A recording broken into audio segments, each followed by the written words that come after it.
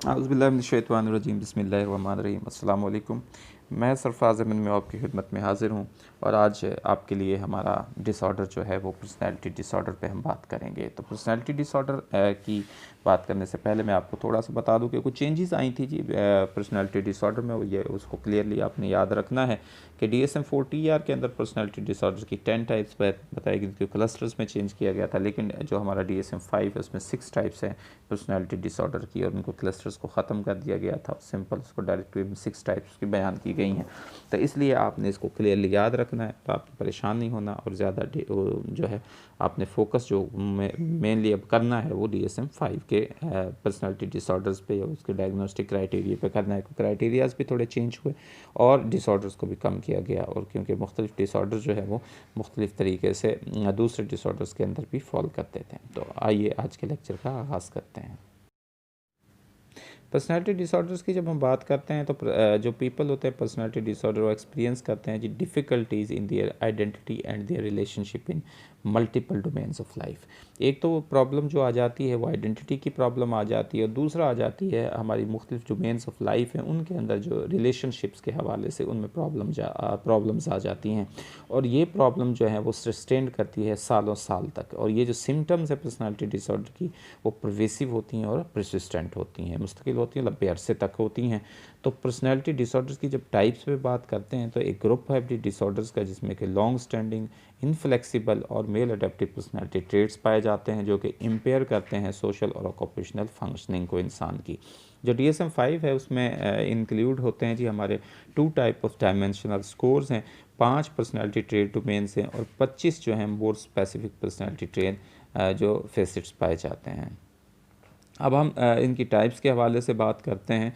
तो इसमें सबसे पहले जो डिसऑर्डर आता है पर्सनैलिटी डिसऑर्डर्स के अंदर वो ऑब्सेसिव कंपल्सिव पर्सनैलिटी डिसऑर्डर आता है।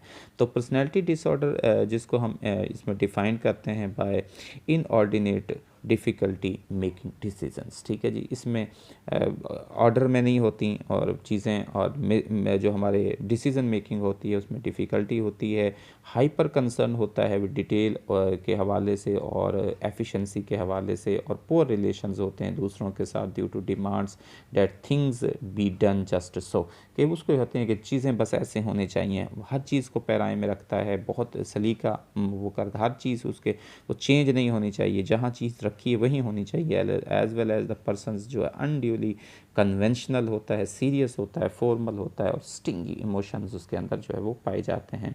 यानी वो ऑब्सेसिवली उसके अंदर जो है पर्सनैलिटी के प्रॉब्लम्स आ जाते हैं, और वो यानी एक चीज़ के जो है वो उस पर हाइपर कंसर्न होता है चीज़ों के हवाले से, एफिशिएंसीज़ के हवाले से, डिटेल्स के हवाले से कन्वर्सेशन के दौरान। इसके अलावा जो नार्सिस्टिक पर्सनैलिटी डिसऑर्डर हमारा आता है उसमें पर्सनैलिटी डिसऑर्डर में जिसमें एक्सट्रीम सेल्फिशनेस पाई जाती है और सेल्फ करेक्टेडनेस पाई जाती है। ग्रैंडियोस व्यू होता है अपनी यूनिकनेस के हवाले से कि मैं तो बहुत यूनिक पर्सन हूँ, मेरा जैसा तो कोई है ही नहीं, अचीवमेंट्स के हवाले से, टैलेंट के हवाले से, और इन सेटिबल क्रेविंग होती है फॉर एडमायरेशन के लोग मेरी तारीफ़ करें, बस हर वक्त जो है उसकी तारीफ़ें, और अप्रूवल हो फ्रॉम अदर्स, विलिंगनेस हो to exploit others to achieve goals. ठीक है, और इसके अलावा expectations of much more from others than one is willing to give in return, वो बहुत ज़्यादा जो है वो एक्सपेक्टेशंस बंदा रखता है।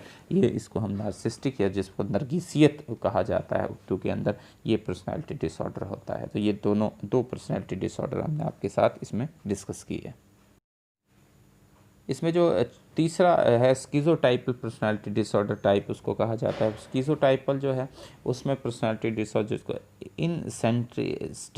इनसेंट्रिसिटी ऑडिटीज़ होती हैं थॉट्स की, और परसेप्शंस होते हैं, यानी मैजिकल थिंकिंग्स इसमें होती हैं, जादुई सोच इंसान की, जी मैं ये कर दूंगा, मैं वो कर दूँ, मैं ये कर सकता हूँ, इल्यूजन्स उसको आते हैं, डीपर्सनलाइजेशन होती है, डी रियलाइजेशन हो जाती है इसके अंदर।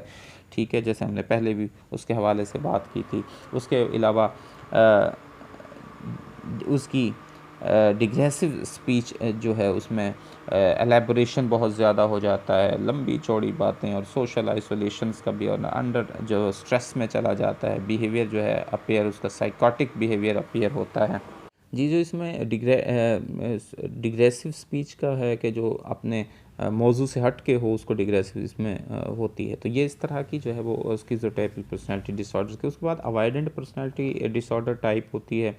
अवॉइडेंट जो पर्सनैलिटी टाइप्स है जी, इसमें इसको अलूफनेस कहते हैं, extreme sensitivity to potential rejections. Aloofness का मतलब रिमोट होता है, विड्रॉ करना होता है फिर, ठीक है जी। और ये जो अलूफनेस होती है, शाई होती है, और इसमें इंसान चाहता है कि उसके इर्द गिर्द कोई भी ना हो, अकेला, तन्हाई का, यानी इस तरह की उसके अंदर अलूफनेस जो है वो आ जाती है बिहेवियर के अंदर।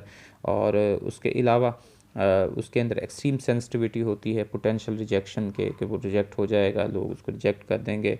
और despite N intense desire for affiliation and affection, उसके डिज़ायर तो बहुत होती है कि उसकी अफिलिएशन हो, उसकी अफेक्शन हो, वो सारी, लेकिन फिर भी उसे ये भी होता है कि उसे रिजेक्ट कर दिया जाएगा, इसलिए वो अवॉइड करता है लोगों से, ऐसी कि अवॉइडेंस उसके अंदर पाई जाती है। एंटी सोशल पर्सनैलिटी डिसऑर्डर है, बहुत इंपॉर्टेंट टाइप है जी। अक्सर पेपर में इसके हवाले से क्वेश्चन पूछा जाता है और इस पैराए में क्वेश्चन आ जाता है।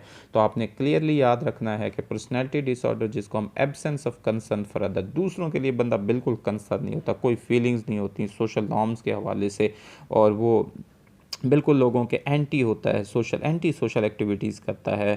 Pervasive patterns of rule breakings होते हैं, जो रूल्स बने होते हैं उनको ब्रेक करना, ठीक है, नॉर्म्स को ब्रेक करना, उनको करना, लोगों को तकलीफ़ पहुंचा खुशी, ये एंटी सोशल है। लोगों की इमला को नुकसान पहुंचाना, या किसी भी, जैसे आपने अक्सर जब ये हमारे एहतजाज और जल से जुलूस, इसमें कुछ लोग ऐसे होते हैं तोड़ फोड़ करने, वो एंटी सोशल पर्सनैलिटी के लोग होते हैं, जो कि एंटी सोशल। तो ये हमारा है। उसके बाद जो हमारा 6th डिसऑर्डर, उसको border line personality disorder type कहा जाता है। Border line personality disorder type में जो है वो इम्पल्सिवनेस होती है, अनप्रडिक्टेबिलिटी होती है, अनसर्टेनिटी पाई जाती है अपनी ज़ात के बारे में, ठीक है जी, अपनी ज़ात में बिल्कुल उनके अंदर ये चीज़ें पाई जाती हैं। इंटेंस और अनस्टेबल उसके सोशल रिलेशंस होते हैं। एक्सट्रीम स्विंग्स ऑफ मूड होते हैं, मूड का पता ही नहीं चलता, कभी खुश है तो कभी गमज़दा है, कभी बिल्कुल नॉर्मल है तो फिर अचानक जो है वो अग्रेसिव हो जाता है। तो भी स्विंग्स आते हैं मूड्स के, जो बॉर्डर लाइन पर्सनैलिटी डिसऑर्डर्स होता है। इसका मतलब ये है कि इंसान बॉर्डर पर होता है बिल्कुल पर्सनैलिटी की, कभी डीप, कभी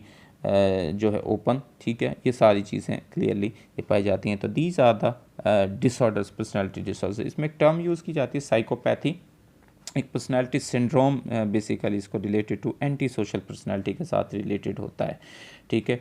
बट इसको डिफाइन किया जाता है एब्सेंस ऑफ इमोशंस के अंदर, जिसमें बिल्कुल इमोशंस नहीं होते, इम्पल्सिविटी, किसी के लिए रहम नहीं होता, मैनिपुलेटिवनेस नहीं है, और रिस्पॉन्सिबिलिटी का जो पर्सन होता है उसको साइकोपैथी कहा जाता है, जिसको साइकोपैथ भी कहा जाता है, पहले टर्म यूज़ की जाती है। ये किसके साथ रिलेट करती है? एंटी सोशल पर्सनैलिटी डिसऑर्डर्स के साथ जो है वो रिलेट करती है। तो ये तो थे जी हमारे आज के डिसऑर्डर्स। इसके ट्रीटमेंट के हवाले से बात कर लेते हैं। पर्सनैलिटी डिसऑर्डर्स की, पर्सनैलिटी जो हमारी डिसऑर्डर्स की ट्रीटमेंट में साइकोडायनेमिक है, कॉग्निटिव बिहेवियरल है, और फार्माकोलॉजिकल जो ट्रीटमेंट्स है वो यूज़ की जाती हैं पर्सनैलिटी डिसऑर्डर्स के लिए। जो ट्रीटमेंट है स्किज़ोटाइपल पर्सनैलिटी डिसऑर्डर्स को, ये पैरेलल है with treatment of the schizophrenia के साथ साथ, यानी इसमें एंटीसाइकोटिक मेडिसिन दी जाती हैं और बाज़ दफ़ा एंटी डिप्रेसेंट मेडिकेशंस भी जो है वो हेल्पफुल होती हैं। जो अवॉइडेंट पर्सनैलिटी डिसऑर्डर है वो पैरेलल है with the treatment of social anxiety disorder के साथ, और इसमें एंटी डिप्रेसेंट जाती हैं और कॉग्निटिव बिहेवियरल ट्रीटमेंट जो है वो हेल्पफुल हो सकती है। साइकोपैथी जो है वो फार्मली जिसको कंसीडर्ड विचुअली अनट्रीटेबल कहा जाता था, ये माइट रिस्पॉन्ड करती है लॉन्ग टर्म, जब इसमें हम साइको एनालिटिक ट्रीटमेंट उसकी करते हैं, तो उसकी वजह से ये इसको ट्रीट किया जा सकता है साइकोपैथी को भी। कुछ जो है प्रॉमिसिंग एविडेंस मिलते हैं जी emerging for the utility of dialectical behavioural therapy, maintain करती है जी ये हमारी जो है वो हेल्थ को, नॉर्मल जो है बिहेवियर्स को, और ये मेंटलाइजेशन बेस्ड थेरेपी है और schema focus therapy for border line personality disorders है, ठीक है जी। ये हमारी कुछ इसमें ट्रीटमेंट जो कि यूज़ की जाती हैं पर्सनैलिटी डिसऑर्डर्स के लिए। तो ये तो था जी आज का हमारा लेक्चर पर्सनैलिटी डिसऑर्डर्स के हवाले से। उम्मीद है कि आप पर्सनैलिटी डिसऑर्डर्स की टाइप्स को बेहतर अंदाज में डिफ्रेंशिएट करने के काबिल हो गए होंगे, आप इनको डिफ्रेंशिएट कर सकते हैं। आप पेपर के पॉइंट ऑफ व्यू से कभी भी कोई भी क्वेश्चन आता है और उसमें पूछता है पर्सनैलिटी डिसऑर्डर, तो आप उसको अच्छी तरह से क्लियरली जो है वो सॉल्व कर सकते हैं। तो अल्लाह ताला से दुआ है कि अल्लाह ताला आपकी ज़िंदगी में आसानियाँ नसीब फरमाए, आपको हर किस्म की ज़हनी बीमारी परेशानी से महफूज रखे, आपको ज़हनी तंदुरुस्ती और सेहत अता फ़रमाए। अल्लाह ताला आपकी ज़िंदगी में आसानियाँ नसीब फरमाए और आसानियाँ तकसीम करने की तौफ़ीक नसीब फरमाए। दुआ में याद रखिएगा। आपका बहुत शुक्रिया। अल्लाह हाफ़िज़।